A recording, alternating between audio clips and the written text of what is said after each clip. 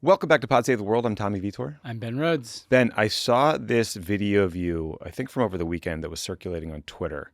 And I just wanted to quickly play it for you and just kind of get your reaction. Let's watch. Y'all see them and get your thoughts on the game? I hate this team. I was born into this, and I'm not going to ever... I'm always a Jets fan, but, like, I hate this team. That's my feeling exactly. I was born into it. And the funny thing is I was born into being a Mets fan and a Knicks fan, and the Mets and the Knicks have taken their lumps, but I love them. I hate the fucking Jets. But I'll always be a Jets fan, but I hate this team. We have a Trumpy owner, Woody Johnson. Yeah, he sucks. Who makes all the wrong choices.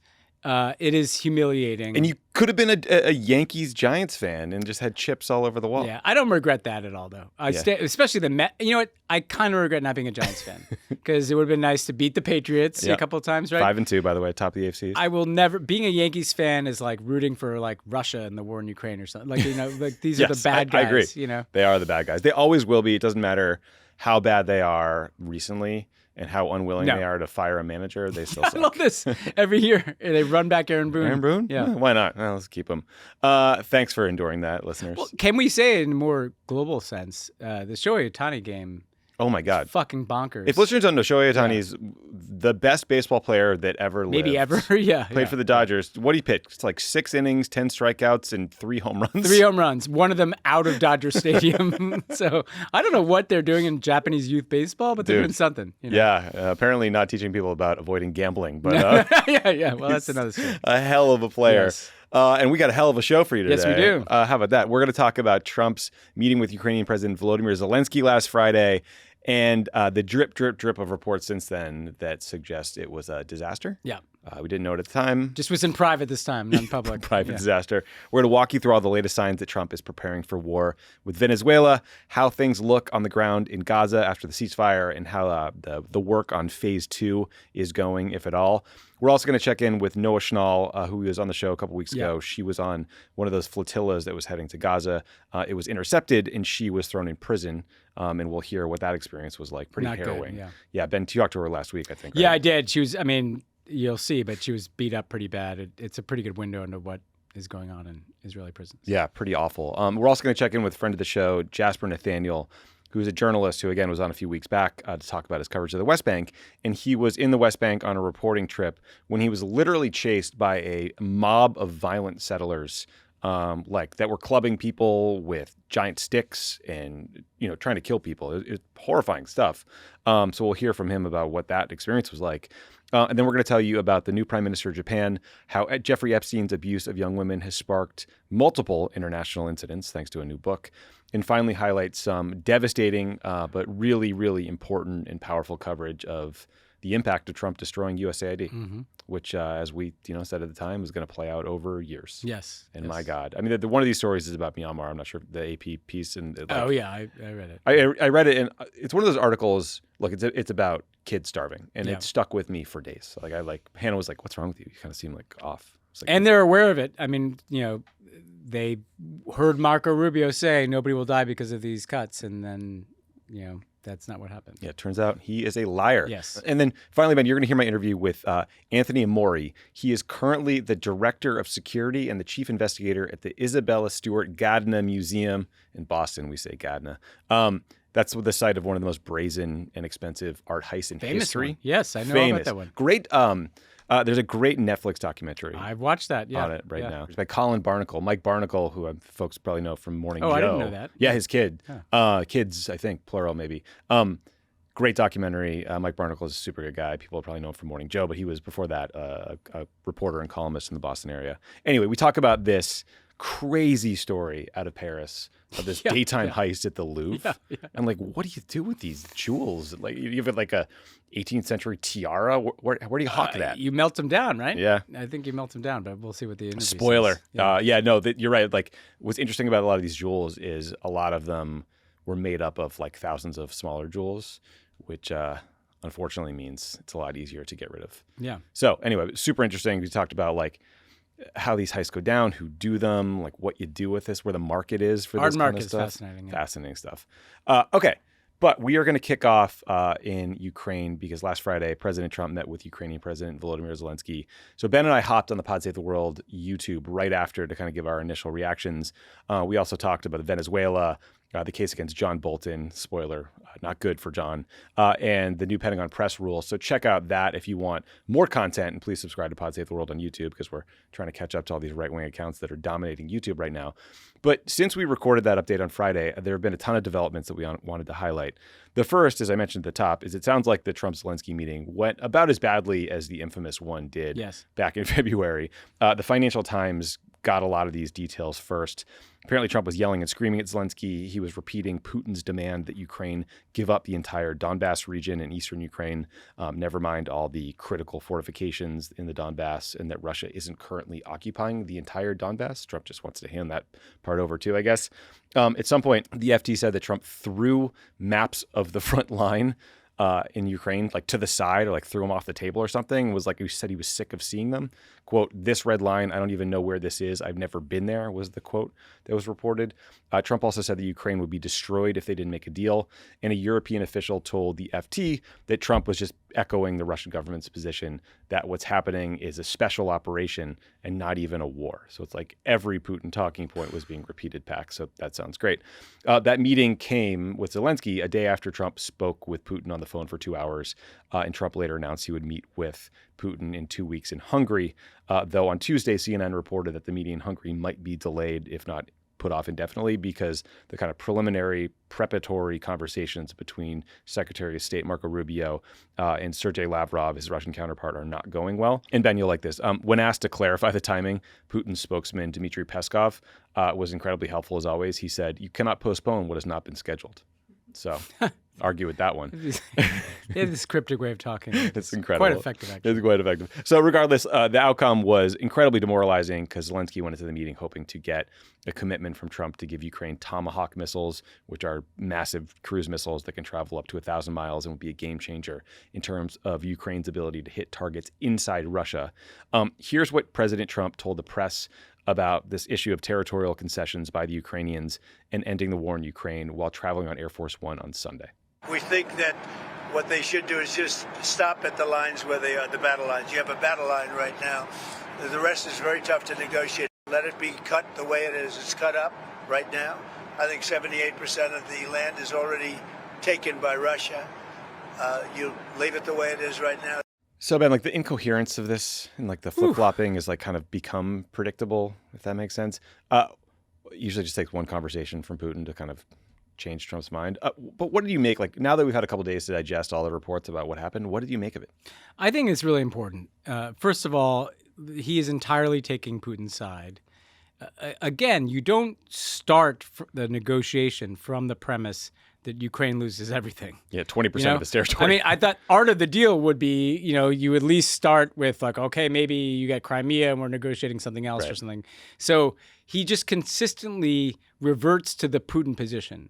And I want to kind of quickly connect this to Gaza, which we'll get to. But essentially, like, I've been thinking a lot about the fact that Trump's quote unquote peace, and I'm putting this in air quotes for people who have not hit the YouTube, is essentially just like, the Russians win on their terms and Israel wins on their terms. It's not like some master deal making. It's capitulation. It's just saying that might makes right. The stronger party gets everything they want. Right. And, I get to call it peace. I mean, that's frankly actually what happened in Azerbaijan and other places too. But put that aside.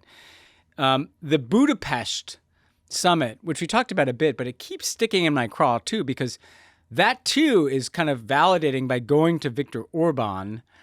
It's, first of all, upending the fact that Putin's an ICC indicted war criminal, and here's yet another country that is technically supposed to be, cooperating with the ICC that is going to welcome him. Second, it's another right-wing nationalist strongman. So this is the new world order that we're in here, right? Putin and Trump and Orban, just like it was Trump and Sisi and Netanyahu and blah, blah, blah. But also importantly, the Budapest Memorandum is like the stab in the back document to the Ukrainians. And again, for people in the 90s, the United States, United Kingdom, Russia, and the United States signed the Budapest Memorandum, in which Ukraine was promised its territorial integrity and sovereignty in return for giving up the nuclear weapons, and nobody defended that agreement. So he's asking them to fly to Budapest, where they last got fucked on their sovereignty, give away, I don't know, 20% of their country, leave themselves entirely vulnerable to further encroachments on their sovereignty, and declare it peace. Yeah. And so I think it's hard to overstate just how much this whole thing swung from like, he's pissed at Putin, he's finally had enough, they're going to get these tomahawks and all these other consequences, to there are no consequences for Russia. There's no new military package for the Ukrainians. They lose everything in the deal, and we're going to rub it in their face by making them do it in Budapest. Yeah. That's what seems to have happened here. You know what? And Trump is too dumb to understand that symbolism, but Putin isn't. No, Putin loves that symbolism. Yeah, of course he does. That's a really good point. You know, it's interesting reading about the preparatory conversations about setting up this meeting in Budapest. The CNN reported that basically the administration believes that Sergei Lavrov is not really empowered to make decisions or move the process along. Therefore, the conversations haven't been fruitful. But if that's the case, like, schedule a phone call with that person. Like, I don't understand what the guys are doing. Yeah, and I think that's not quite right. As someone who overlapped for 8 years with Sergei Lavrov, because he's been the Russian foreign minister for like 25 years, it's not that he doesn't know Putin. It's that his job is to go in there and obfuscate and gaslight. Yeah. So it's not like Sergei Lavrov can't get Vladimir Putin on the phone. It's literally that's how they do diplomacy. He goes there to just kind of be a dick and to be cryptic and to give history lessons. To wear his USSR sweatshirt or whatever. Exactly. It was. Like this guy, yeah. And Rubio is just not in this guy's weight class at all. You know, he's a very savvy guy. He's been around the block like 100,000 times, you know, and Marco Rubio is just kind of not up for this. None of them are, though, because what is National Archivist Marco Rubio even bringing into those meetings? Lavrov knows that Lavrov read the same reports that we did in the FT and probably got them in intelligence from Europeans that they're listening in on.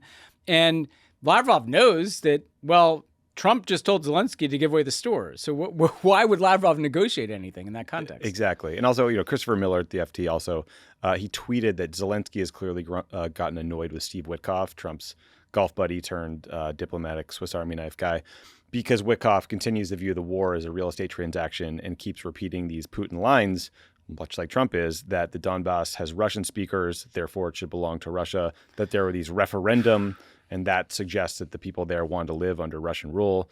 No discussion of how free and fair a vote is when you're under occupation. Witkoff also apparently said that Ukraine needs to hand over the Donbass because it was incorporated into Russia's constitution, to which Zelensky said, look, if Putin amends the constitution tomorrow to add Kyiv, do we have to hand that over too? Like, what are you talking about?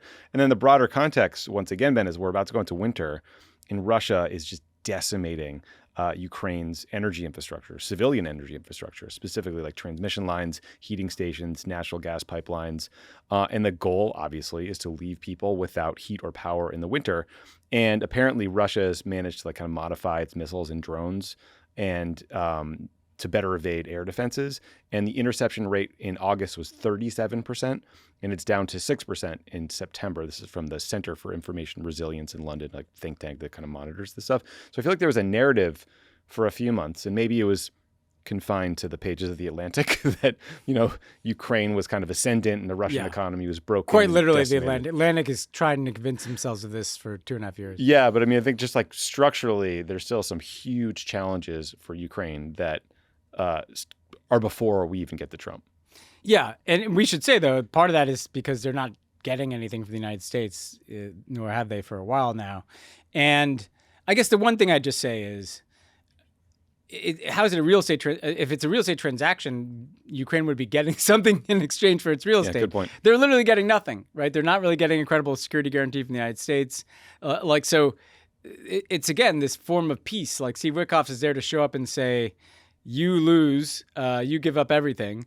And this is also why the, you know, adulation and constant like foot rubs and celebration of the genius of Steve Witkoff around the Gaza ceasefire is so ridiculous, because this guy is out of his depth. And even there, like, you know, he basically I mean, we'll get to the Gaza ceasefire, but increasingly it's pretty evident what that was, which is like Israel got their hostages back and they'll just keep doing whatever they want to do. Yep. Like, these are not peace deals. These are literally like taking the side of the stronger party and wanting to declare yourself a genius for essentially saying they win. Yeah, as someone who endured the full 42-minute extended cut of the 60 Minutes interview with Jared Kushner and Steve Witkoff, I feel your pain there, but we'll get to that in a second. So also, there have been a lot of developments on the Venezuela front that we should talk through. So just to set the stage, again, I read this report by CSIS that says more than 10% of all deployed U.S. naval assets are currently located in the Southern Command or SOUTHCOM area of responsibility. That is the Caribbean, Central and South America. Again, I was told that China was the big threat that we had to focus on, and that just seems like a lot of naval assets. The guy in charge of SOUTHCOM, Admiral Alvin Halsey, recently resigned. There's a lot of reports and chatter that he was not on board with this policy of murdering suspected drug dealers in boats off the coast of Venezuela, and that may be why he left. Last week, the New York Times reported that Trump has secretly authorized the CIA to conduct covert action in Venezuela, which Trump later confirmed to press, as one normally does not do. We'll hear that sound in a bit. The Guardian reported that the CIA is providing the intelligence driving these airstrikes on the boats, but that the aircraft being used to fire the missiles are U.S. military, which means there should be some disclosure. But when I've talked to Pentagon reporters, they ask, hey, what's the legal authority for this war? And they just get no response. So that's wonderful. The U.S. military helicopters have been spotted training like 90 miles off the coast of Venezuela. These are helicopters that are usually used by the special forces. The apparently nuclear-capable B-52 bombers are also training off the coast of Venezuela. There's a lot of shit going on. Last week, we learned that the U.S. Navy had picked up 2 survivors from a U.S. military strike on a suspected drug smuggling submarine in the Caribbean. Then over the weekend, the U.S. released those survivors back to their home countries of Ecuador and Colombia rather than bring them to the U.S. for prosecution. So just to be clear, that does not suggest that the administration has much confidence in the legal basis for these airstrikes. Unfortunately, Ben, a Senate vote that would have blocked the strikes off Venezuela failed last week. Trump was asked about Venezuela policy a couple of times by reporters recently. Here's a bit of what he said. Maduro offered everything in his country, all the natural resources. He even recorded a message to you in English recently, offering mediation. What should we do in order to stop that? He has offered everything. He's offered everything. You're right. You know why? Because he doesn't want to fuck around with the United States. Does the CIA have authority to take out Maduro? Oh, I don't want to answer a question like that. That's a ridiculous question for me to be given. Not really a ridiculous question, but wouldn't it be a ridiculous question for me to answer? Let's flirt with it there. So on Tuesday, the Wall Street Journal reported that Marco Rubio is driving this regime change operation. We've been saying that for weeks. We've been saying that for weeks. Yeah, and it sounds like, the way they say we should be like those people online are like, why don't you credit Pod Save the World? The Journal makes it sound like they're kind of framing it as a counter-narcotics thing to fool the MAGA base into supporting regime change. I guess we'll see if that works.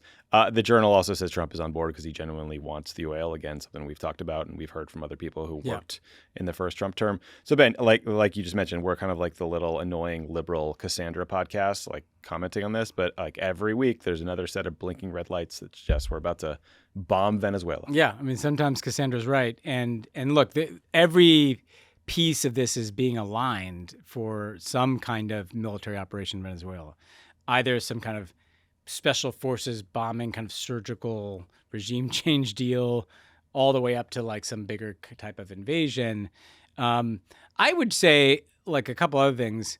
This report about the CIA being the basis for these boats that are being blown out of the water is troubling in a number of aspects, right? One is simply that it's a way to not have to disclose something, right? Sometimes the U.S. government chooses to do things through the CIA because then they don't have to talk about it, right? It's a covert action. By the way, it's not. I don't know if it's covert if the president's talking about it, right? Right. But then other thing I wanted to say about this is, look, I know I've not been there in 8 years, but as someone who was an intelligence consumer for 8 years, the CIA, let's just say for the last, 30 years or so, has been focused principally on the Middle East, on Afghanistan, on China, on Russia. I'm not trying to run down the Latin America branch, but this is a pretty new mission, Yeah.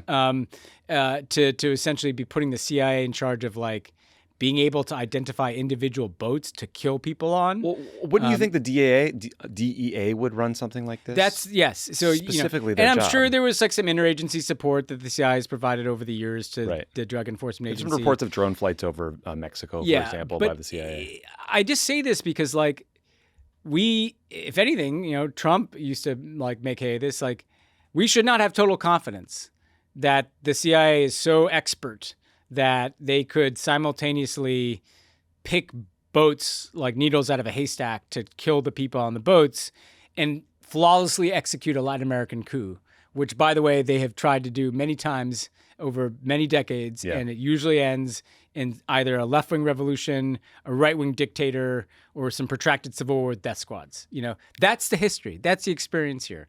And so kind of red flags about they're trying to do this through this kind of weird mix of, I mean, like it literally feels like Marco Rubio's. It's like a play game he's doing. Like I got the CIA and I can blow boats out of the water and I can threaten Maduro. And then just the president of the United States, we're so inured to this.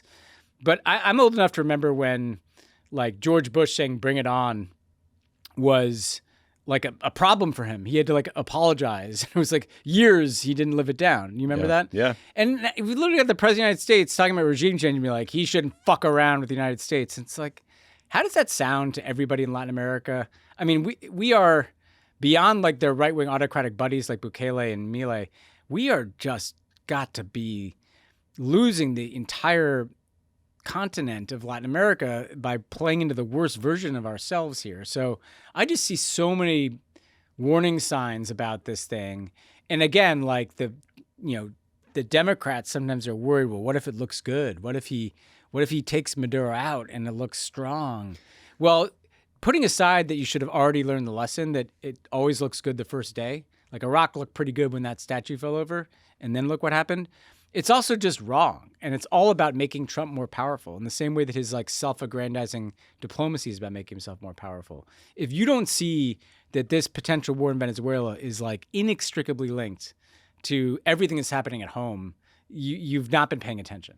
Yeah, it is pretty concerning. I mean, most Democrats voted to block these strikes, but John Fetterman, for some reason, voted to support it. There were a couple of Republicans who voted no. It was Rand Paul and I forget, maybe Murkowski. But just to add to the list, Ben, I mean, also on Sunday, Trump kind of lost his mind on Gustavo Petro, the president of Colombia, the country, not the college. Trump accused Petro of, quote, being a, quote, illegal drug dealer. He announced that the U.S. would stop all support for Colombia and put tariffs on Colombia. Presumably that includes funding that has been critical to the counter-narcotics efforts in Colombia. Trump said Petro better, quote, close up these killing fields, which I guess means like cocaine fields or production factories or something, or else, quote, the United States will close them up for him and it won't be done nicely. This Truth Social post came after Petro correctly pointed out that the U.S. had murdered people on a boat in Colombian waters in one of these strikes. Also, Petro upset Trump when he was at the UN General Assembly for supporting Palestinian rights, basically going to a protest. So I don't know, man. Maybe we're adding Colombia to the list now. It's pretty harrowing. And I think this is a huge deal too. First of all, Petro also said, and we'll see, like if the evidence bears out, that the person killed on the boat was like a fisherman. Yeah. So if you're like wondering why is Petro so mad? Well, imagine if another country just came and blew up a boat with some of your citizens on it. And a guy named Alejandro Carranza, who apparently was on his boat on September 15th. He said he had no ties to the drug trade. He was out fishing, and his boat was adrift. They had a distress signal up, and then it got hit. How would you feel if that was happening to an American, if some other country just did this? We're so callous about how we look at the relative value of lives in places like Colombia. But also underneath that, Colombia has traditionally been probably our closest partner in South America. We have a free trade agreement with them. In the Obama years, we did a peace agreement with them to end their civil war. For decades, we were a huge provider of security assistance. Some of that didn't go so well, but the point is, like, he is now threatened to invade Venezuela. He's threatened to bomb Colombia. He's threatened to take back the Panama Canal. He's threatened to bomb Mexico. Way back when, he threatened to take over Canada in some way. His view that this whole hemisphere should function kind of like the Central Asian states do when they have to go bend the knee to Putin is is really consistent. And whenever Trump is consistent about something, pay attention to it, because I think he's going to do all these things.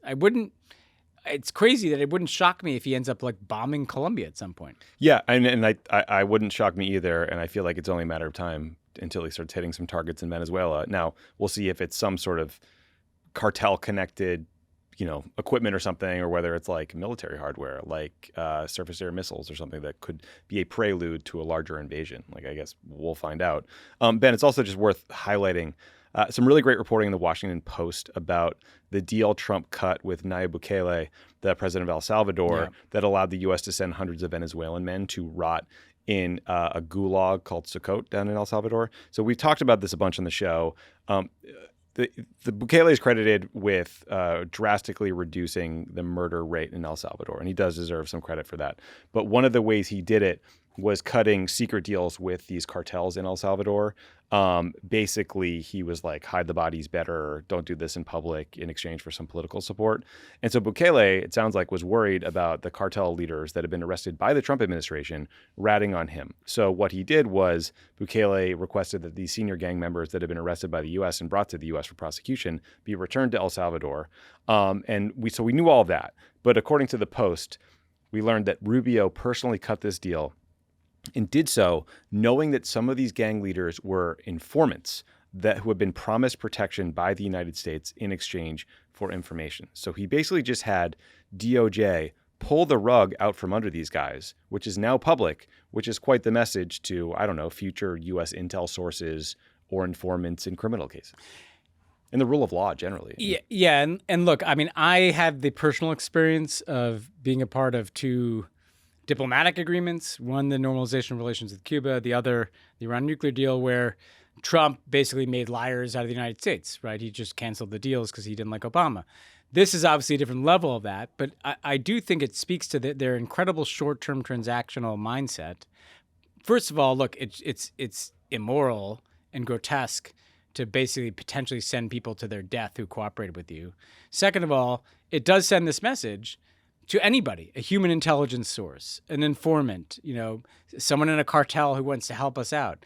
Hey, if I cooperate with the Americans, I might end up getting sold out, right? That's going to have a tail to it. But then lastly, I just want to put a pin in this point, which is that Marco Rubio gets this kind of pass sometimes as like, well, he must be uncomfortable. Look at him on the couch. You know? He's frowning. Like, he's frowning. Like, we think he secretly agrees with us about democracy or something. He doesn't. This is who he is. He basically wants to be like an autocrat who's like pushing a kind of far right wing agenda that, by the way, like there is a piece of Miami Latin American politics that is like this, right? It's the people who did like the Bay of Pigs invasion in Cuba. And I think he's showing his true colors here. He has no problem with someone who talked about democracy for years, has no problem with the worst kind of authoritarianism, provided it's of the right-wing flavor. Yep. His stuff was never about democracy. It was always about right-wing autocratic politics that he prefers to anything else, and especially leftist regimes. I acknowledge that. But frankly, anybody. Would you trust Marco Rubio if you were Lula in Brazil? No. Who Marco Rubio has personally sanctioned? Right. People in the Brazilian government. This guy's a fucking just as autocratic as the rest of them, and he shouldn't keep getting a pass. Yeah, and like whatever values he may have had, he's clearly abandoned and sold out in service of doing whatever Trump wants. Yeah, it is what it is. He's the same as J.D. Vance. Yep, he is terrible. Pod Save the World is brought to you by Built. Nobody wants to pay rent, but if you have to, Built makes it worth it. Built is revolutionizing how millions think about paying rent by rewarding their members with points and exclusive benefits around their neighborhood every single month. By paying rent through Built, you earn flexible points that can be redeemed towards hundreds of hotels and airlines, a future rent payment, your next Lyft ride, and more. But it doesn't stop there. Built is about making your entire neighborhood more rewarding. You can dine out at your favorite local restaurants and earn additional points, get VIP treatment at certain fitness studios, and enjoy exclusive experiences just for Built members every month. Built is turning a monthly expense into an opportunity to earn rewards and discover the best that your neighborhood has to offer. Your rent is finally working for you. Earn points on rent and around your neighborhood wherever you call home by going to joinbuilt.com/world. That's JOINBILT.com/world. Make sure to use our URL so they know we sent you. Pod Save the World is brought to you by Sundays. When it comes to dog food, it seems like you have to make a choice. You can either have fresh and healthy, or you can have easy to store and serve, but never both. But you don't have to choose anymore, thanks to Sundays. Sundays is fresh, air-dried dog food made from clean ingredients. Recipes are customized based on the needs of your dog, size, breed, allergies, activity levels, and more. Unlike other fresh dog food, Sundays does not require thawing, refrigeration, or preparation because of their air drying process. You just pour and serve, that's it. Sundays was started by Dr. Tori Waxman, a veterinarian who's devoted her life to animals. Sundays always has the absolute highest standards for quality and food and safety. If it's not 100% all-natural meat and superfoods with 0% synthetic nutrients, or artificial ingredients, then it's not Sundays. Every Sundays order ships right to your door, so you'll never worry about running out of dog food again. And you can cancel or pause your subscription anytime with Sundays' 14-day money-back guarantee. So what are you waiting for? Thousands of dog parents have made the switch and reported pups with more energy, better poops, softer fur, and fresher breath thanks to Sundays. I can confirm that every dog loves Sundays. They sprint to the bowl when you pour it. It doesn't stink.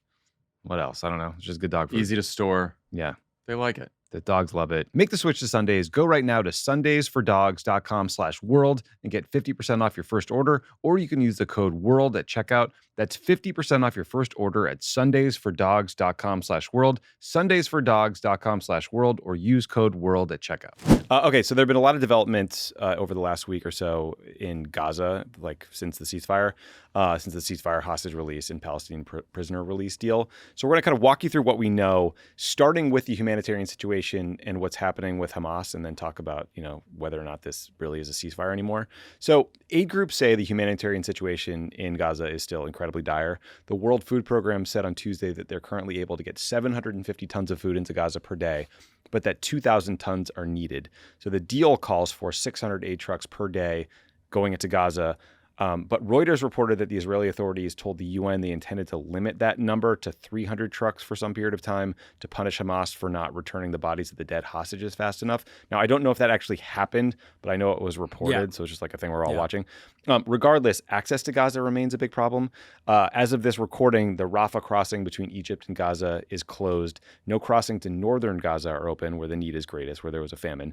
And only 2 crossings are open in the south, which is just insufficient. And meanwhile, aid organizations they're working to ramp up the number of distribution points within Gaza as quickly as possible, but that is going to take some time. Now, one silver lining here on the humanitarian front is that the Gaza Humanitarian Foundation, or GHF, seems to have collapsed or be collapsing. That was that shady U.S.-Israeli-backed aid group run by U.S. security contractors. Yeah, I think of it more as like a Blackwater type organization than an aid group. Funded by the U.S. and some other country we don't know about. Probably a lot of corruption there. Probably a lot of people making money off that. Yeah, and they were repeatedly accused of indiscriminately killing civilians who were literally just trying to get food.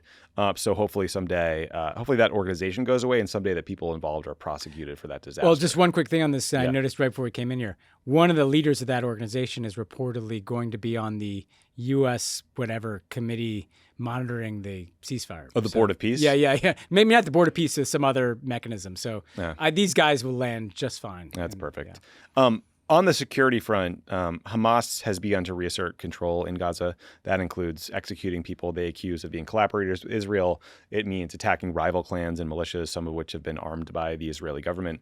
Last week, we played a clip where Trump he did suggest that he was cool with Hamas killing its rivals and providing security for a bit. But then Monday, he struck like a totally different tone after 2 Israeli soldiers were killed in Rafah. Here's that clip. We made a deal with Hamas that, they're going to be very good, they're going to behave, they're going to be nice, and if they're not, we're going to go and we're going to eradicate them if we have to. They'll be eradicated, and they know that.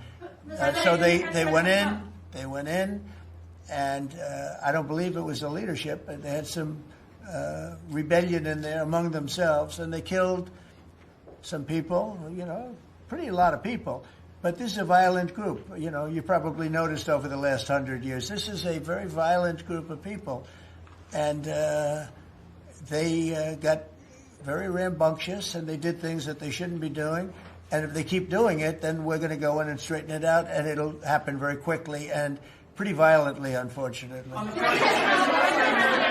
ahead. So who is we? I mean, they keep saying no U.S. boots on the ground in Gaza.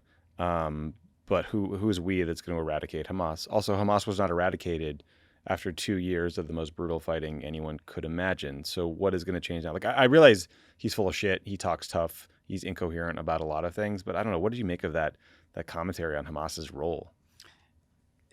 First of all, I know this is not the most important thing, but it is kind of interesting that he says, you haven't been paying attention for 100 years. Like, Hamas is not 100 years old. No, not even close. Like maybe 25, 30 years old. So that's either like he doesn't know what he's talking about, or he's kind of conflating Hamas with kind of Palestinian in general. Like, not that Palestinians are only 100 years old, but like that's kind of like almost back to the beginning of the Balfour Declaration. Yeah. Hamas was founded in 1987. Yeah, so I'm not whatever. It's just weird because there's also like, look, Hamas, obviously we don't want to see them in charge, bad guys. The way he talks about like eradicating, there's a dehumanization that seems like it's not just about Hamas. It feels like it's about like people in Gaza generally. Like we don't talk about people like that. Like there's some disease, we shouldn't. I mean, actually, maybe we do too often in this country. That said, look, I think what is happening is Hamas is prioritizing the reestablishment of their control over Gaza. That is involving like retribution against their own. They need to flex, right? And I think this is the problem, and that's bad. I think that's a bad thing. This is the problem with not having phase 2 agreed to, though. Like, we're seeing the vacuum between phase 1 and phase 2 of this peace plan, because what you would normally want is if you're going to have some Arab force go in under the actual peace plan, you would want that to happen quicker so that this doesn't happen. If you just let a place that's been utterly destroyed, that like has absolutely desperate people, and a group like Hamas trying to reestablish its authority, and by the way, a bunch of Israeli-backed, thugs who are like fighting with Hamas, well, this is what's going to happen. And this is why putting the cart before the horse and declaring peace when you didn't have a plan to secure Gaza, absent the IDF like version of security, which is just killing everybody there, and demilitarizing Hamas, like you get this. And you also get, by the way, like, and I know we're going to talk about it now, but just to kind of segue into it, the number of Palestinians killed by Israeli strikes in Gaza far exceeds anything Hamas has done. But he doesn't seem that angry about that, no. Which suggests to you what really happened here, which is the Israelis got the hostages back, Trump got to have a win, and he doesn't really give a shit, other than the fact that it makes him look bad, I guess, that Gaza is far from peace. Yeah. Leo, let's talk about how far off we are on that phase 2. But before that, I mean, like, regardless of what you think about the Trump deal, like, it is indisputable that Gaza has been very, very, very violent since this quote-unquote peace deal was cut. Israel is furious at Hamas for not returning the bodies of the dead hostages fast enough. I think there's some reasons for that. And Hamas has accused Israel of violating the ceasefire 80 times. On Friday, the IDF fired on what they described as a suspicious vehicle in northern Gaza, and that killed 11 members of the same family, including kids. That car had crossed an unmarked yellow line into an area Israel now controls that had not been marked, right? So, like, again, just like the details, right? You probably should mark where people are not allowed to go before you kill them. And then on Sunday, 2 Israeli soldiers were killed in Rafah. Israel blamed Hamas, but Hamas said, like, look, we haven't had contact with those fighters since March. Now, I don't know if that's true or not, but it seems credible given how challenging communication has been in the Gaza Strip and how kind of balkanized and leadership-less Hamas is after, like, the senior leadership has been killed off. But then in response, the IDF hit dozens of targets across the Gaza Strip, and they announced they would cut off aid until further notice. Yeah. Now, we've seen this move. So we've seen this before, and, like, not surprisingly, the far-right lawmakers, like, immediately called for resuming the war. You had Itamar Ben-Gvir, the national security minister, calling for the renewal of full-scale fighting in the Strip at full strength. Bezalel Smotrich, the finance minister, just tweeted war. Now, the IDF luckily has said they would continue enforcing the ceasefire and allow aid into Gaza, but it's tenuous. So Vice President J.D. Vance, Steve Witkoff, Jared Kushner, they're all in Israel this week to work on these phase 2 issues that you just highlighted. In other words, like the hard stuff. Let's listen to a quick clip from J.D. Vance today, and then I want to trigger you with some Kushner in a bit. It is a focus of everybody here to get those bodies back home to their families so that they can have a proper burial.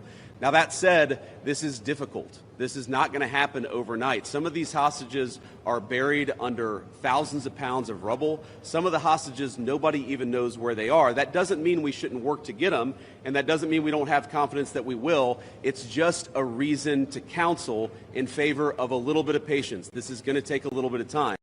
There are not going to be American boots on the ground in Gaza. What we can do is provide some useful coordination. How do you take the Gulf Arab states, plus Israel, plus, plus the Turks, plus the Indonesians? How do you actually get those folks to work together in a way that actually produces long-term peace? The only real mediators are the United States of America. And so that's the role that we're going to play. Interesting that he's actually far more reasonable about the timeline for the hostage release than the Israeli government, which is we'll cut off aid. Well, he comes from the wing of the Republican Party that is actually America first and is probably a little skeptical of Israel.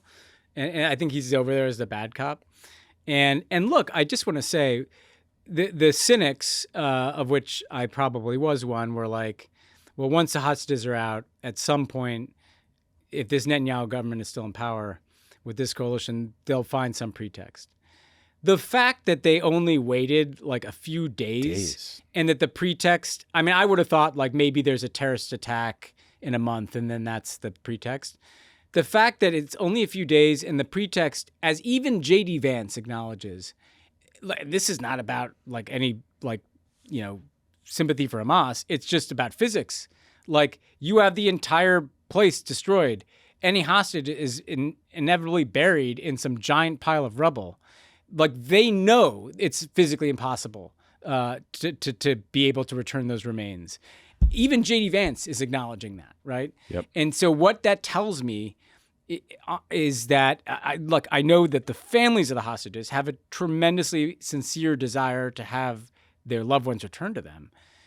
I feel like the politicians here seem like they're grabbing a pretext. And look, I'd love to be proven wrong on that. But it's hard to know how else to read all these airstrikes and aid cuts and crossings closed in response to a pretty physically impossible demand. Right, which everyone acknowledged would be difficult, including J.D. Vance. And by the way, we should acknowledge too, I'm sorry, but where's the concern about the Palestinian children who are buried under the rubble? I'm getting, this is not... Even worse than that, the idea that, I want all those bodies back. They should all be returned. But the idea that not getting them back fast enough justifies starving more kids is just, no one should defend that. It's just wrong. And also, as you heard there, as you mentioned before, Ben, a critical, essential issue is creating this international stabilization force to go into Gaza to provide security. And there have been a bunch of reports about, countries that might allow their troops to be part of this force. The Guardian said Egypt will lead it along with troops from Turkey, Indonesia, and Azerbaijan. They've also seen Pakistan kind of thrown into the mix of maybe participating. It's the real who's who of human rights violating militaries. Yeah. But none of these countries are going to send troops until Hamas gives up its weapons. In other words, they're not signing up to fight Hamas on Israel's behalf. It's just to be there to provide security. Now, Jared Kushner and Steve Witkoff were treated to a puff piece from 60 Minutes about the deal. Barry Weiss. Editor-in-Chief Barry Weiss. Exactly. Look, they deserve some credit, as we've discussed. But I'm they also getting tired of saying that. Look, they also talked about some of the challenges ahead. And I think it's instructive to kind of hear how far away we are on some of these big issues. Let's listen.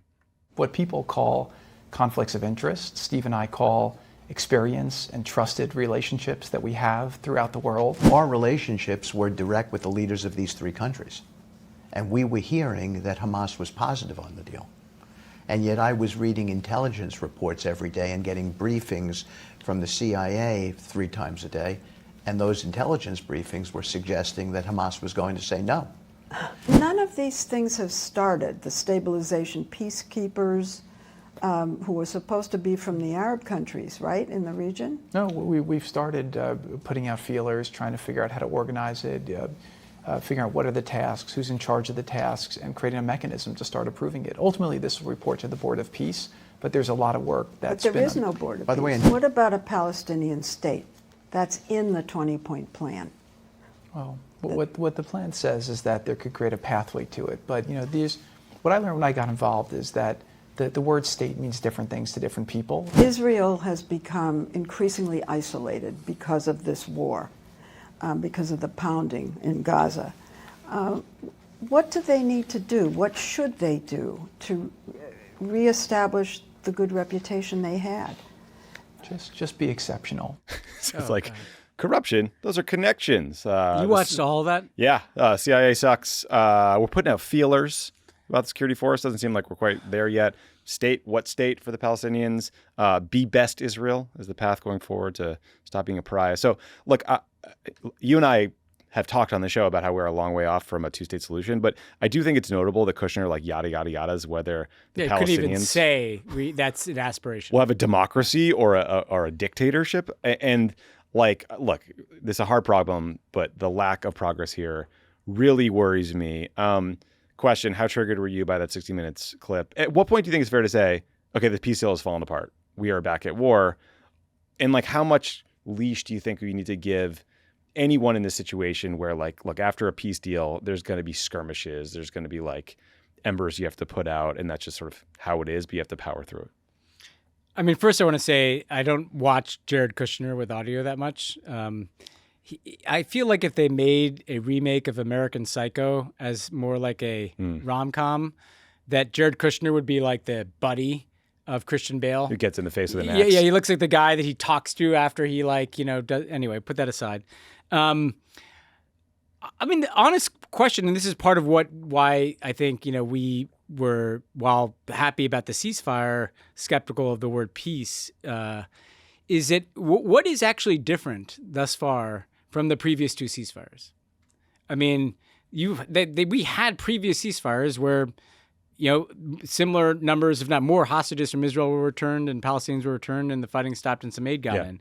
This one was treated differently, I think, in part because the last of the Israeli hostages. I think it was out, entirely right? because the hostages all came home. Yeah. But the 20 is not as many as were in the other tranches, but what is materially different in Gaza today than was in the case between like December and March of the last ceasefire, and so that's and look, there's more talk about an Arab stabilization force or a multinational stabilization force, but that's the first point here. Is it just conceptually, this thing was presented as a peace deal when it's basically just a ceasefire like the other two. It just so happens that it's the last tranche of Israeli hostages. And if that's the only thing you care about, then you're fine. Yeah. But if you actually give a shit about what's happening in Gaza and the people in Gaza, then it's not fine because they're still being killed. I mean, shit, that car that got blown up, 11 people killed. Nobody in the IDF is even suggesting that those people were Hamas. Imagine if 11 Israelis just got blown up, an entire family. We'd stop American society over it. Nuke the place. And so I think that there's just like this normalization that this trickle of aid getting in, we're killing less people in Gaza, and we're having these other conversations. We're still in a limbo. I hope they get to a stabilization force. That would make me very happy because I do care about what happens there. And to your question, I just think we'll know it when we see it, in terms of when is this kind of back into conflict. And I think that the Israeli government, if they are smart, what they will do is they will try to bleed this thing out like they're doing now. Like they won't resume full bombardment, 2,000-pound bombs, right? But they'll just keep pushing the envelope, right? They'll take a few more shots, and then they'll have another pretext, and then they'll take back some land, and they'll slow down the aid getting in. I have one question. Where are the international journalists? If this is over, if this is peace, how come international journalists can't go into Gaza? What are they hiding? Or when is that going to be normalized, right? So I think we've both not seen any normalization of life in Gaza. It's still fully controlled by essentially Israel, and then Hamas fighting it out in the streets. And we're seeing these kind of warning signs, not maybe of the full resumption of a bombardment, but of this kind of policy of just squeezing and taking shots and ultimately de facto Israeli control over Gaza and more suffering for the Palestinian people. Yeah, there's a phenomenal piece in The New Yorker this week. The headline is Gaza's Broken Politics. It's by a Palestinian journalist and writer named Mohammed Mahawish that is really worth reading. That just lays out in stark terms the challenge, the lack of leadership within Gaza, with Hamas decimated, with Palestinian Authority useless, with a generation killed off, and also just the reality that this is just a plan for occupation of Gaza. There's That's the no thing, yeah. Palestinian self-determination in this plan. And just very quickly, you made this point around the peace deal. Look, one of the things, if you're serious about having a Palestinian leadership with credibility, well, then maybe you would push to actually get Marwan Barghouti out of prison and try to have the Gulf Arabs build something around him with a bunch of, civil society and technocratic type people. It's just one example. I know that's like a hard step, but if there's one figure who's not Hamas who would have the credibility with the Palestinian people to be a part of that effort, that's available. And it doesn't feel like there's like a credible plan yet to develop an alternative Palestinian leadership. No, and by design. Yeah, exactly, by design, exactly. Two other things in sort of the Israel bucket before we move on. So a couple weeks ago, we spoke with Noah Schnall, who was sailing with the Freedom Flotilla coalition on her way to Gaza. Like the global Samud flotilla ahead of her, she was expected to be intercepted when we talked to her, and then was on October 8th. So Ben hopped on a Zoom with her to talk about her experience in Israeli custody, and here's an excerpt from that conversation. Obviously, the last time we saw you, you were on the high seas in international waters.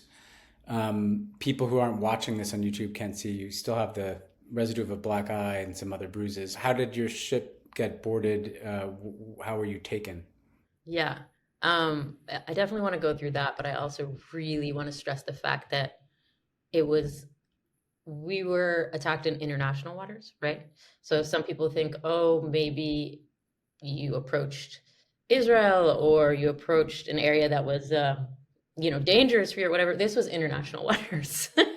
Every part of this was illegal. It was like out of a movie. 2 helicopters came above us, and then several, maybe 4 or 5 Zodiacs, which are these like rubber boats that, like maybe the SEALs will use. And is it daytime or nighttime? Nighttime, like 5 in the morning. Nighttime. And people are, this elite naval group called Shetet 13, literally just means like group 13, starts rappelling down onto the ship. And then they started, because we had Starlink, like physically cutting all the surveillance cameras, smashing them and turning them up, like 3 ways of just making sure nothing would be seen from our side.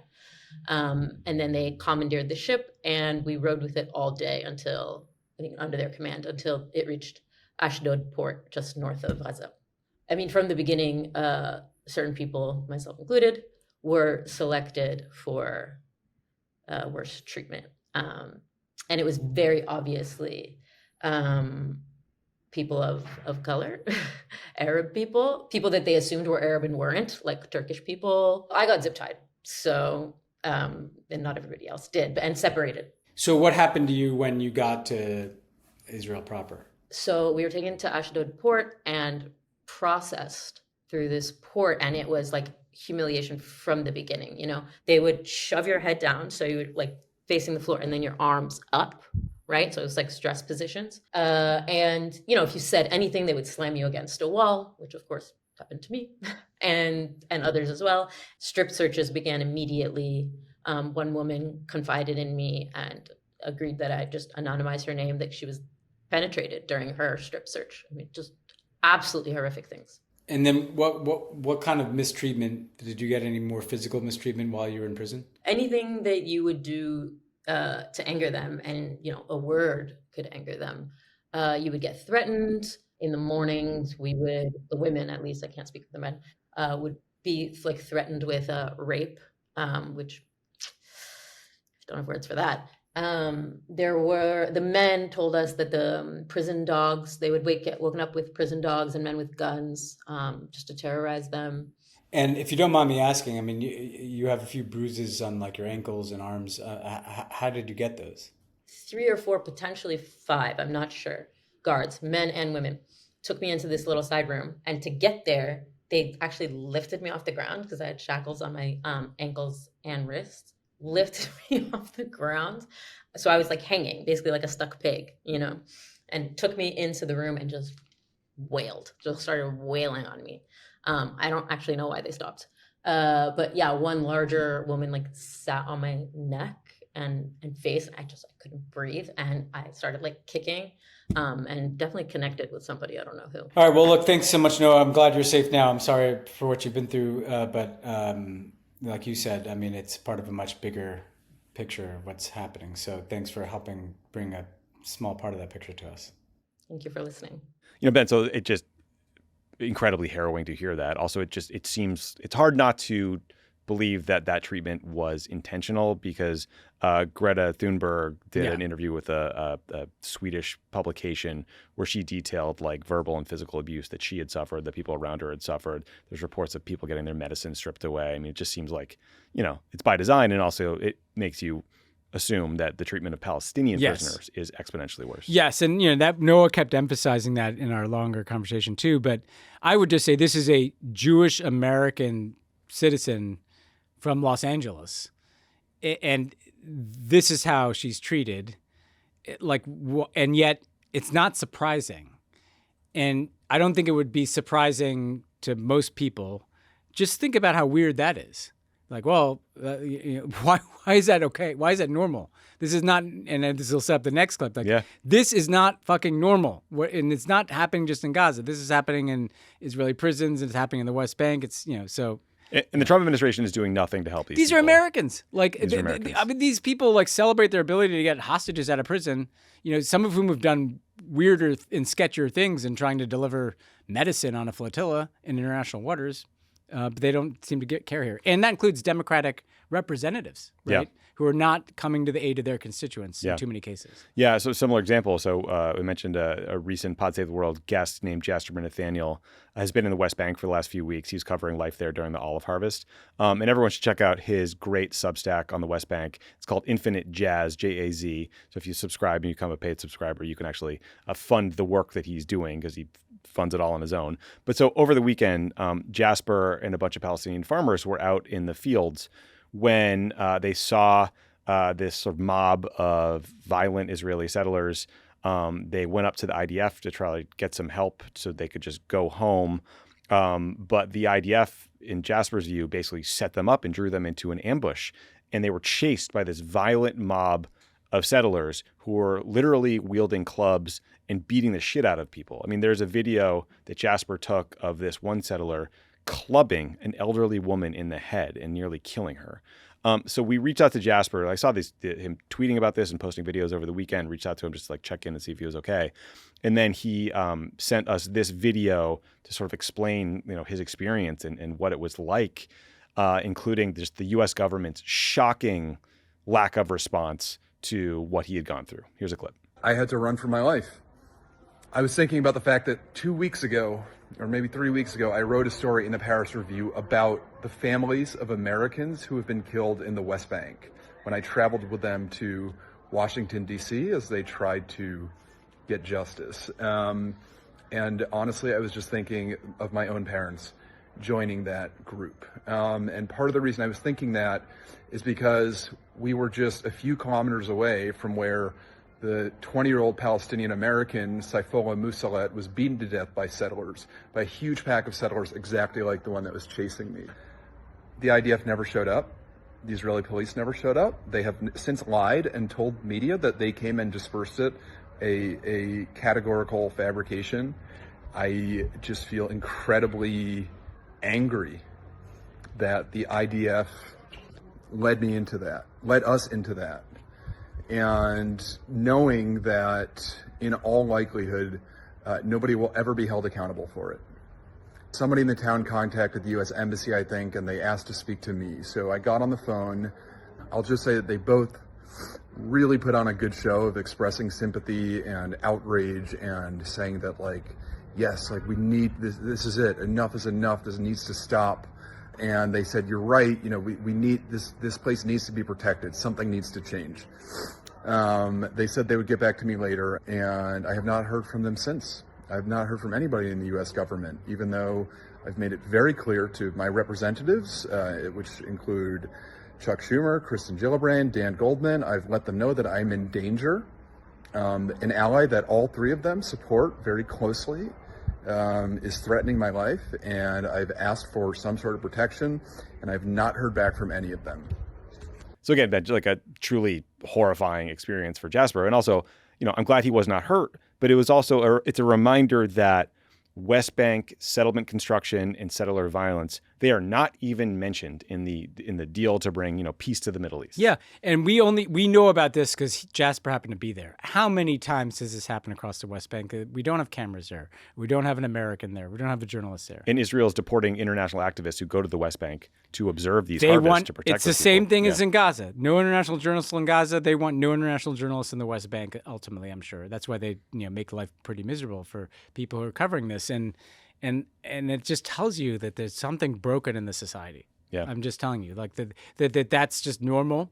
It's just it's something. Even if you don't like it, you're probably just like, well, it's just the settlers being the settlers. Like, man, that's fucked up. And that the Trump administration and Mike Huckabee, the ambassador, look, he sides with the people wielding the clubs and beating the shit out of the Palestinians, not the American citizens getting chased by this mob. Again, America first. Yeah, America first. Check out Jasper's Substack.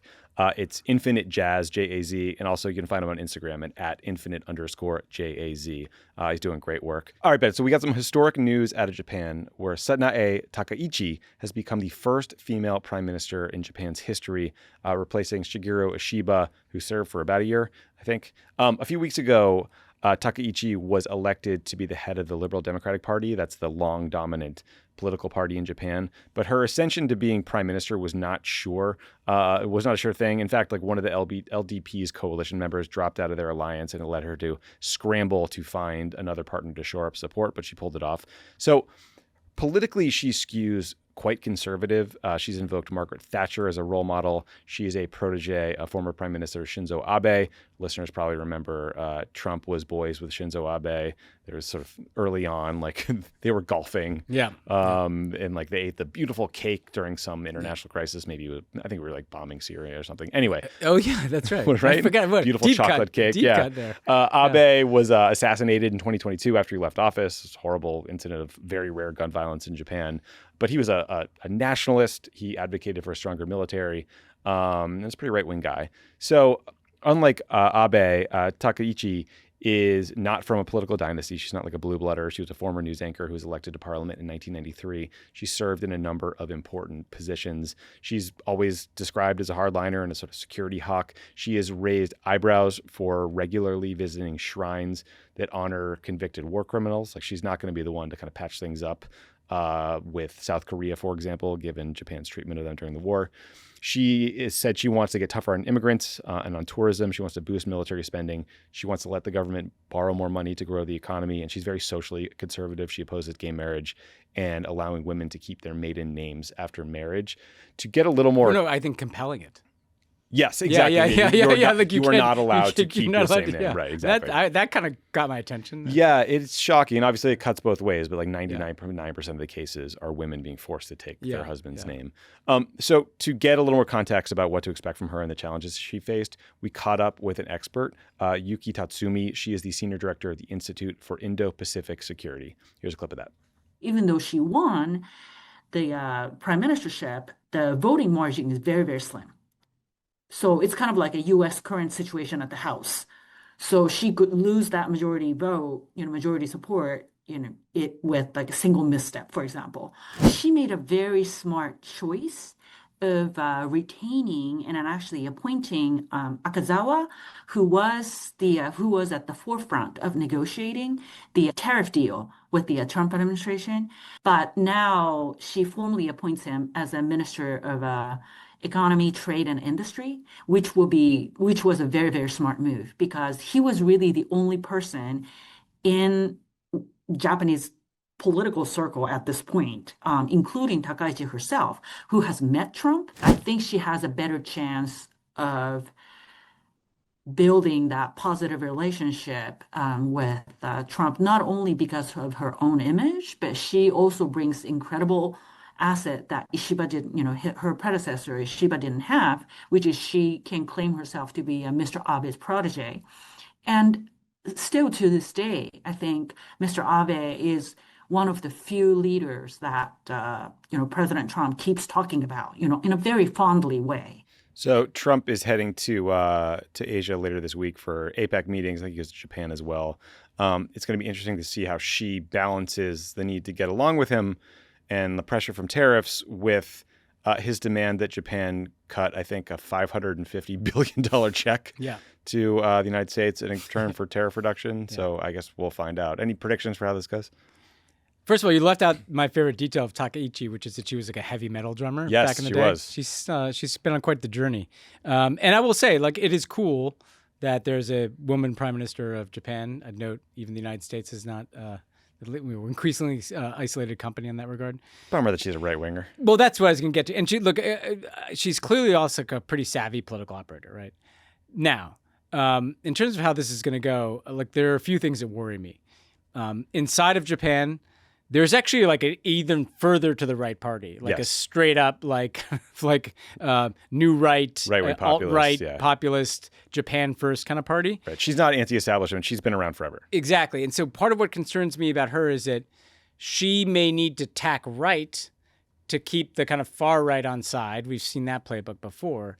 And look, I mean, we say this about Germany. We should also say about Japan. Never good. Not good. When the far right starts to like pop up in Japan, right? Far right nationalists. So that's concerning. Is just like internally what's happening, where's it going, and concerning that.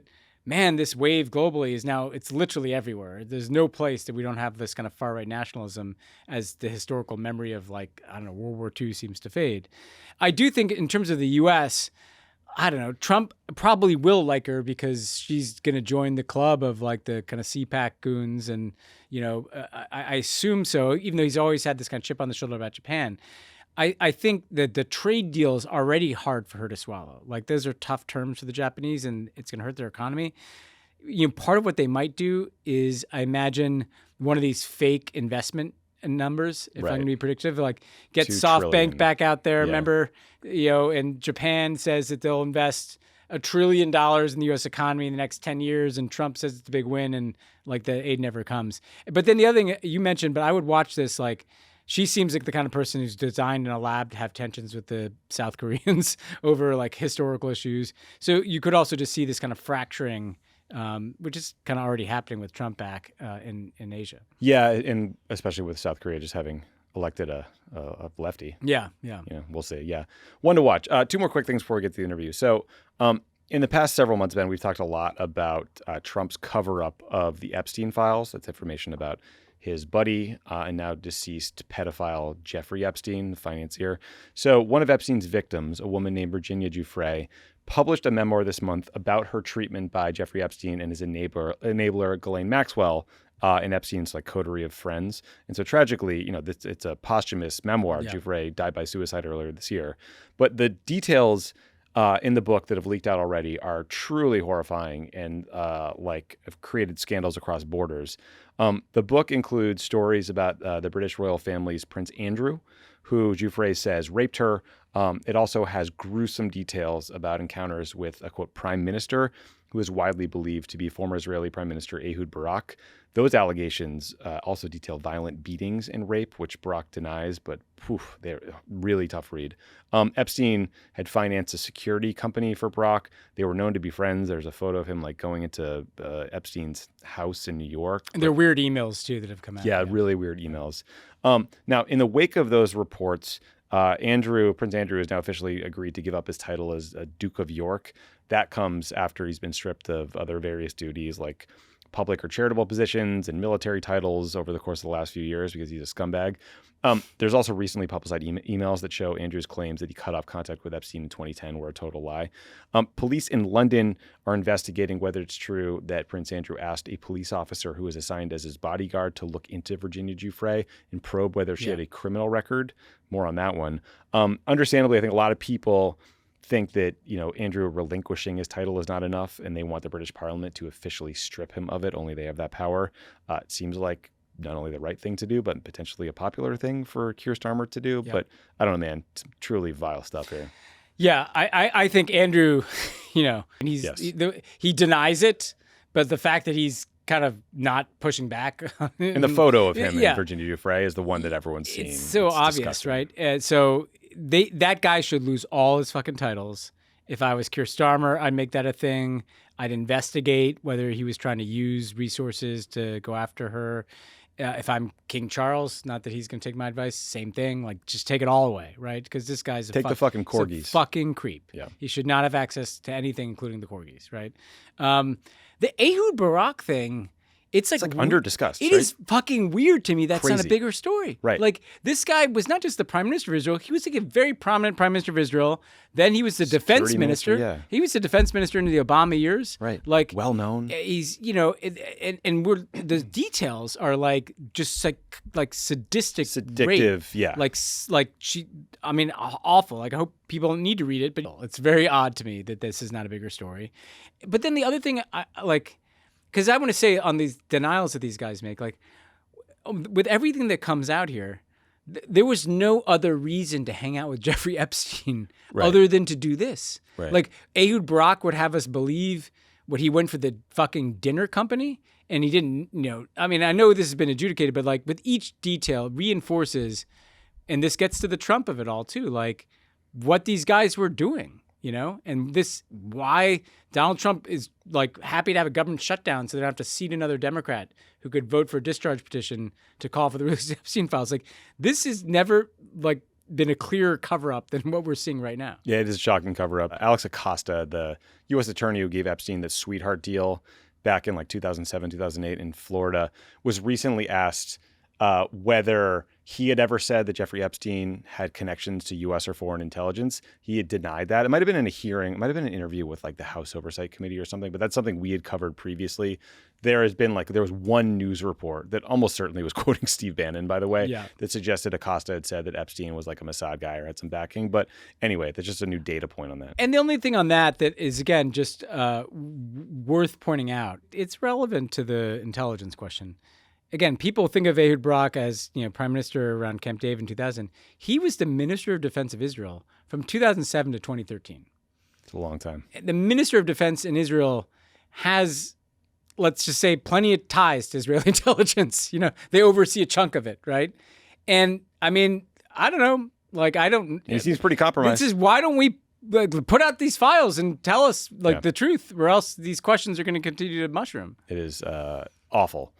Speaking of awful, just finally, Ben, we wanted to highlight some really brutal but incredibly necessary and brave reporting on the just daily suffering that has been caused by the gutting of U.S. foreign aid by getting rid of USAID. There's a reporter at the Associated Press named Kristen Gelino. She highlighted the devastating hunger crisis in Myanmar. And then a team of reporters, including Renata Brito, wrote about the crisis in Lesotho, when we decimated their HIV treatment and prevention programs. These stories are incredibly tough reads. As we said at the top, I mean, like in Myanmar, you have kids starving to death because there's just no food going into these camps.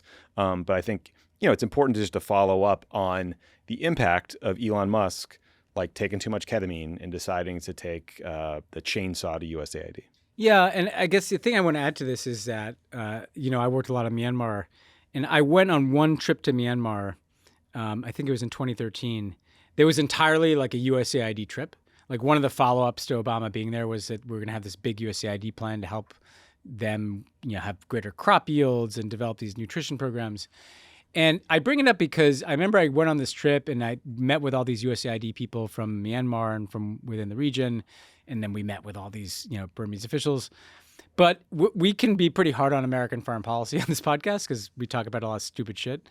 This is what we should have felt good about. I mean, I remember meeting these people, like, they're just really smart people who could probably have been making a lot of money doing this shit in the United States, who are just out there trying to figure out how to feed as many people in Myanmar as possible and help them feed themselves.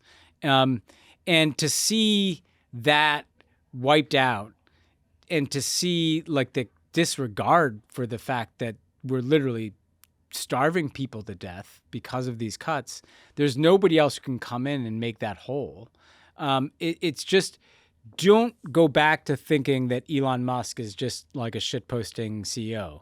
This is a man with a ton of blood on his hands. Yeah. And as is Marco Rubio, who denied that anyone would die. And Marco Rubio, who signed the death papers for USAID, lied about this. Like, kids are dying, people are dying, and we cannot look away from this. Absolutely not.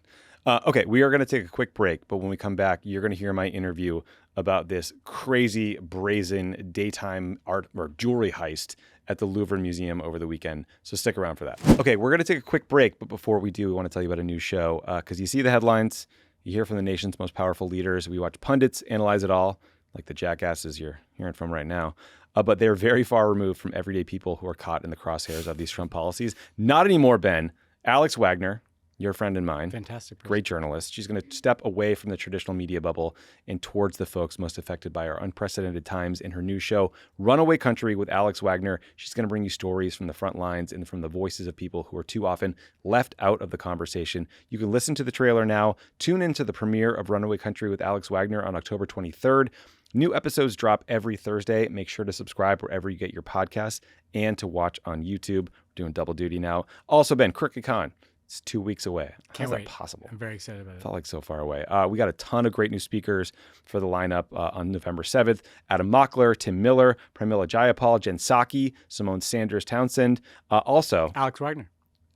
We got a Worldo exclusive sneak peek of the schedule. Ben and I are going to do a panel you guys will love. We're going to be talking about what a progressive Democratic Party foreign policy should look like in 2025. We got Rokana with us. We got Yasmin Ansari.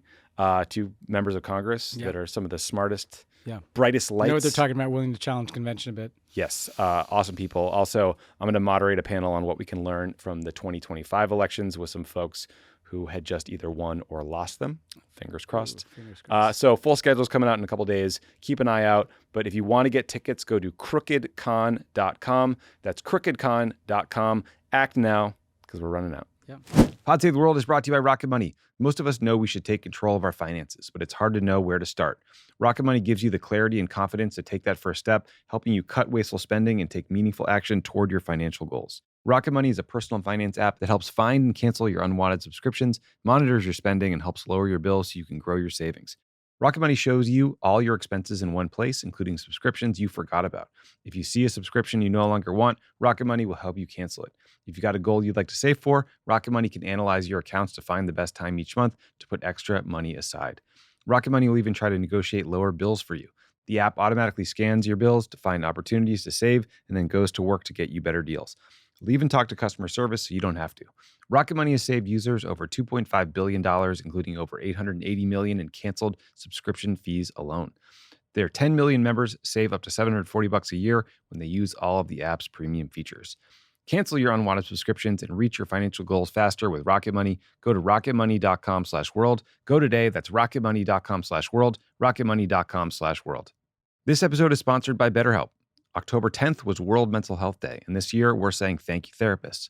BetterHelp therapists have helped over 5 million people worldwide on their mental health journeys. That's millions of stories, millions of journeys, and behind every one is a therapist who showed up, listened, and helped someone take a step forward.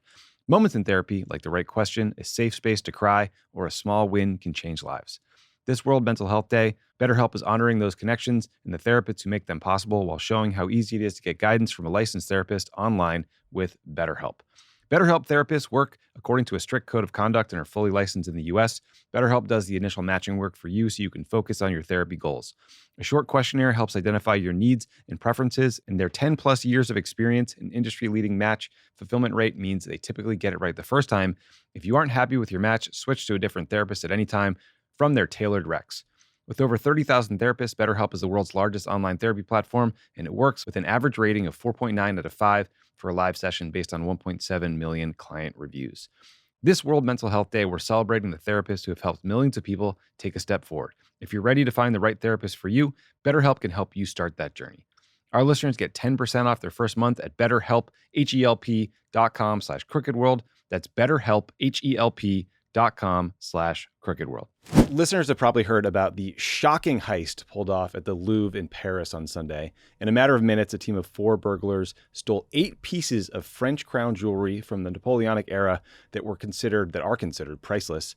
When the team here at Pod Save the World heard about the story, we thought we got to get somebody on the phone to talk about international museum heists and like what the hell you do with all this stolen stuff now. So joining me today is Anthony Amore. He is currently the Director of Security and Chief Investigator at the Isabella Stewart Gardner Museum in Boston. He's also the author of the upcoming book, The Rembrandt Heist, the story of criminal genius, a stolen masterpiece, and an enigmatic friendship.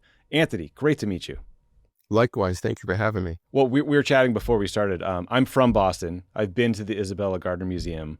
I remember it was the biggest news story in the city, in the state, in the country for a while. But like we really haven't let it go, us massholes, right? Well, the world hasn't. You'd be surprised how famous this heist is around the world. It's the biggest property theft in the history of the world. So I guess it makes sense. But 35 years on, people are still incredibly interested in it.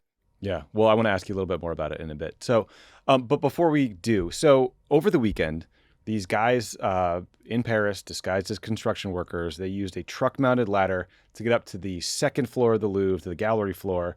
Then they cut through the windows with a tool called an angle grinder, which I definitely didn't have to Google. Then they smashed the glass case to get the goods out, and they were out of there in like 7 minutes.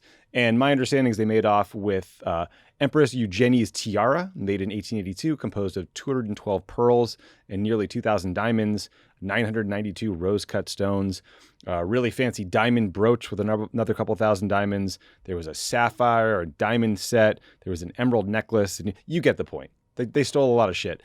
First question, why do you think the thieves chose this set of jewels? And what do you do with them now if you're sitting on this, 10,000 diamonds and emeralds and things? Well, anytime you see thieves have struck a museum, the goal is money. It's only money. I could count on one hand how many times museums have been robbed for something other than money, some other sort of motive. And as two Boston guys, I can tell you that it's always Massachusetts that these things come back to. Uh-huh. But the goal is to, in this theft, it's really a nightmare scenario. So the thieves clearly cased this location, right? They planned this really well. And what the fear is that when you steal something like crown jewels, not that there's some evil collector somewhere who commissioned this heist like you see in the movies, but that the thieves might break these things up, like the piece you just mentioned, 2,000 diamonds, right? Imagine if they break it up and sell each diamond individually, and the emeralds and the pearls and all the rest. I mean, so you can't steal a Van Gogh and sell it, right? Because there's no one that's going to buy it. It's too recognizable. It's too valuable. And you can't cut a Van Gogh up into 100 pieces, but you can take a tiara and you can take all these individual pieces. You can melt down the gold or precious metals. It is a scary prospect. So the pressure is really on the investigators to get these things back quickly. Yeah, and I've read one article about the heist, so I think I'm an expert now.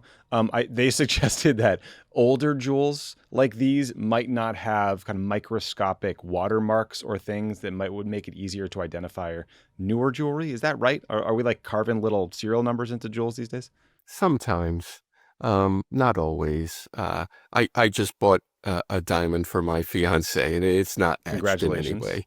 Thank you. You buried the lead here. Congratulations. You didn't know. But it's not etched in any specific way. I would say that, these older diamonds might be distinguishable because it's an older style cut, but they could be recut. And even if they were etched with a consumer's not going to be looking for this etching. They're not going to think, they buy something from a dealer that came from a tiara. They're not going to say, boy, I wonder if this came from that Napoleonic piece back in Paris.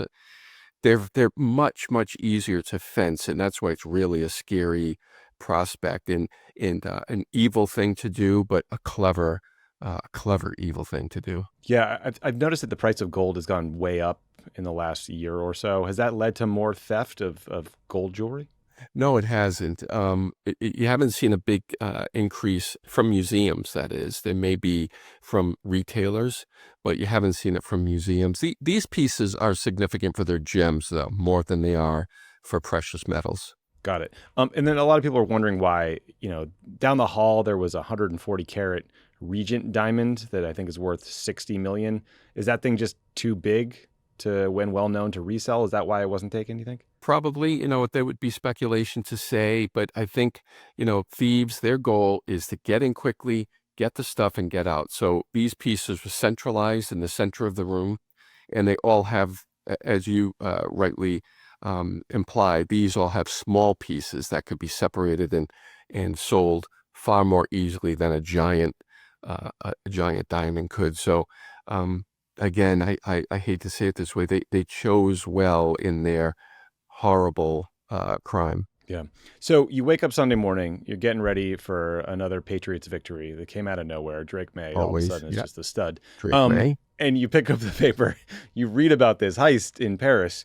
What was your reaction to the operation? Like, did you come away thinking these guys were experts, that the Louvre security is kind of a joke, something in between? Like, what did you think? Well, I spent 20 years in this field, and I actually have this database of all these heists, like 15 heists in it to create these profiles. So the first thing I thought to myself was, I feel bad for the people that work at the museum. It's, they really take this personally. They care for these things throughout their career. So I can empathize with them. But the first thing I was interested in from a criminal perspective was how long did it take? And it was 7 minutes. And I have this normal curve that shows 3 to 9 minutes is how long these heists usually take. So that's typical. Wow. What was really interesting to me from an investigative point of view is that they did this at 9:30 in the morning, just after the museum opened, right? Not a half hour before it opened, but after it opened. And that causes me to wonder, and this is again speculation, but did they know something about the way visitors move throughout that museum, right? So it's open, but when they go into that Apollo gallery, it's empty, right? So they knew, you or I would figure, hey, the Louvre is the most visited museum in the world. Right. If I break in for a window, it's going to be jam-packed, right? But this room's empty, and they knew this. I think maybe they went in after it opened because some defenses come down when you open to the public, right? So you have less technology that's working at the moment. And again, assumption, but it's so intriguing to me that they did it at the time they did. And secondly, this method of using, as you described, this they call it a freight elevator, but it's more like a hydraulic lift that brought the ladder up to the second floor on a work truck. It's so audacious, but it's really, again, clever. They had high-vis vests on, and if you or I were walking into that museum, we would think they must be facilities guys, where nobody's going to call the police. You remember, if you see something, say something. Nobody saw that and thought they were seeing something, right? And it's audacious, but it really worked. But again, you wonder, why not just walk in with visitors, then do your smash and grab? There's a particular reason they thought it necessary to go through this window. That would make it far easier for them to get into that empty gallery for some reason. Interesting. Would that be, could that be as simple as you couldn't walk in with your face covered and there's probably facial recognition software or other cameras just kind of everywhere?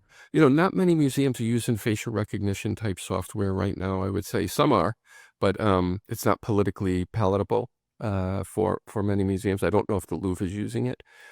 You make a good point, though, because there is no question that the guys that did this have been doing crime for a long time. It's not like the movies where four college guys get together and said, hey, we're in trouble. We need some money. Let's do this. These are sophisticated gangs, but they probably have robbed everything but museums, because most of the time, and by most, I mean almost 99% of the time, people who steal art or things like this only do it once because it's so hard to fence your stolen goods. Right. In recent years, there have been all these stories about state-sponsored or state-backed theft, especially in the cryptocurrency world.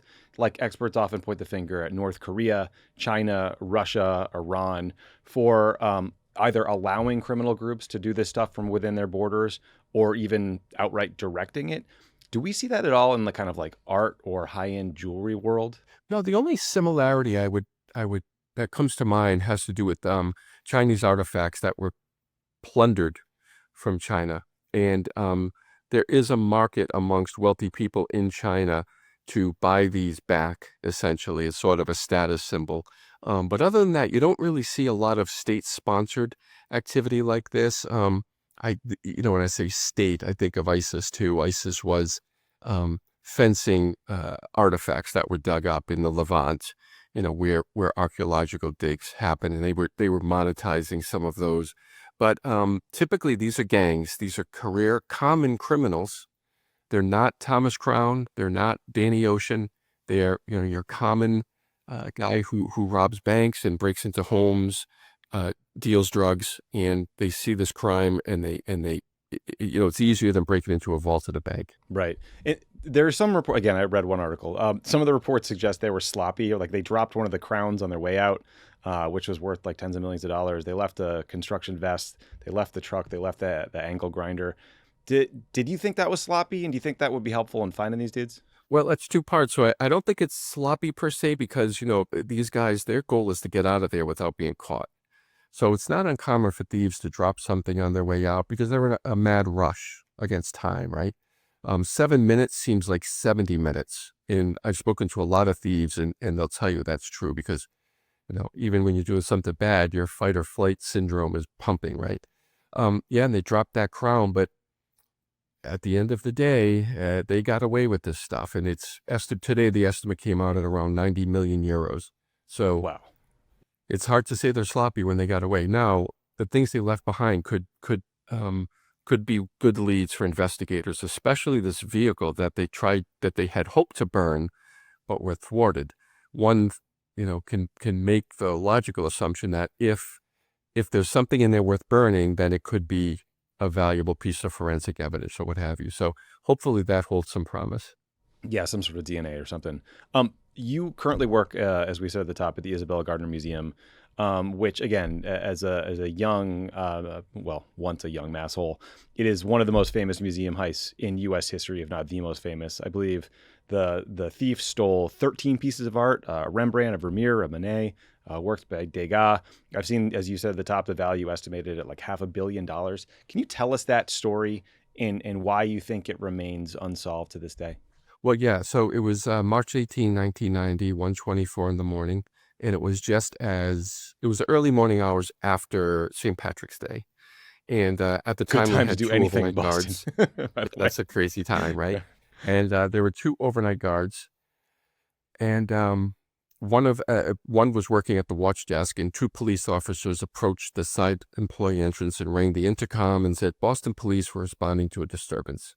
And the guard at the desk buzzed them into the building. And once he did that, that was the biggest mistake in the history of security guards. So the two guys come in, they talk to the guard, they say to him, we're here for a disturbance. Anything going on? The guard says no. The cop says, are you working alone tonight? The guard says no, there's one of the guys. He says, well, get him down here. Second guy comes downstairs. And once he does, the police officer says, you look familiar to me. Do I know you from somewhere? And the kid behind the desk says, no. Well, let me see your ID. So he hands over a driver's license and his work ID. And the cop says, yeah, I do know you. There's a warrant out for your arrest. Come out from behind that desk. And when he does, then the cop says to the two guards, you two, you're under arrest. Assume the position. So they stand up against the wall. The two cops handcuff them. They put duct tape around their face. And then they say, gentlemen, this is a robbery. We're not here to harm you. Don't put up a fight. We're here for the paintings.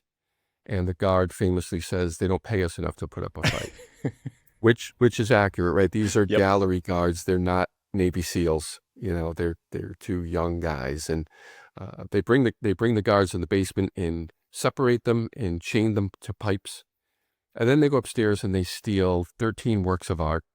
20 years ago, when I started looking for them, the estimate was $500 million. So you can imagine what the value is now. And none of them have been seen since. And the museum offers a $10 million reward for information that leads us to the art. So you can imagine, we've never stopped looking for these things. And again, it is the biggest property theft in the history of the world. So nothing really comes close.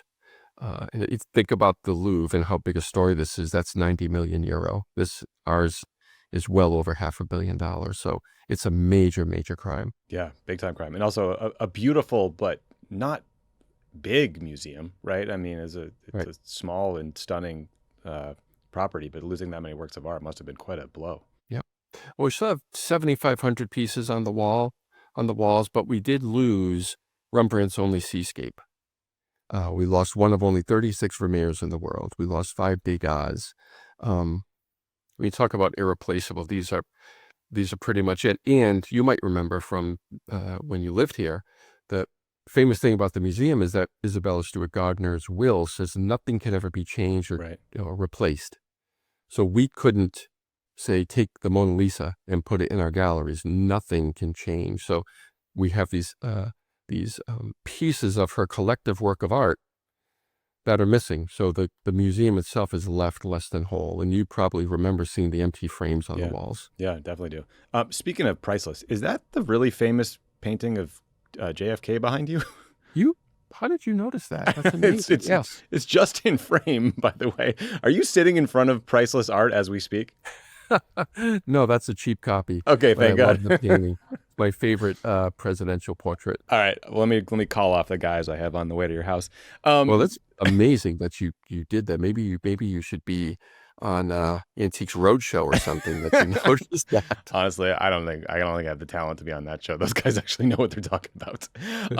I want to. So the Garden Museum heist that happened in the 90s, right? I mean, before this weekend, I personally would have thought that surveillance technology at museums is so ubiquitous, along with DNA evidence and like all these other crime-fighting tools that I don't know about, that a heist like the one we saw at the Louvre would be all but impossible. Clearly, I am wrong. I don't know what I'm talking about. But can you talk about some of those innovations and why you think they failed to at least prevent this incident? Although, obviously, the story's not over. They could recover the stuff. Well, I'd say the second part of that, I'll take first and say that there is no place that's impenetrable. None. You spent time in the White House, you can break people. People have walked into the White House. There really is no 100% security. That's first and foremost, right? In terms of technology, it's every couple of months, some new advance comes along. Like museums are now looking at AI cameras because, everybody had analog cameras, then we switched them all to digital, IP-based cameras. And one of the challenges about buying AI cameras is like, if I buy these today, what are we going to see a month from now? It's the advances are remarkable. Right. That being said, it surprises many people, especially in the United States, that museums are not regulated, right? So every museum does security the way they want it. They can have none if they want. The Louvre, though, is a government museum. Most European museums are. So they have their own state standards, but state budgets come into play as well. Right. So people often equate museums with wealth because of the treasures within, but that doesn't mean they're cash rich, right? So if you look at the way this theft was pulled off, guys with power tools, they got up to the window uninhibited because of their clever ruse, and they used power tools to get through the window, and brute force eventually is going to work, even if it's difficult. Then they get into that room. Again, I had this question about how they knew it'd be empty. And then they use brute force again to get through the cases to steal the jewels. I saw today on Twitter that people are pointing out that they used to use a much more secure looking case than they do now, and instantly making these assumptions that the new case is secure. Well, we don't know that for sure.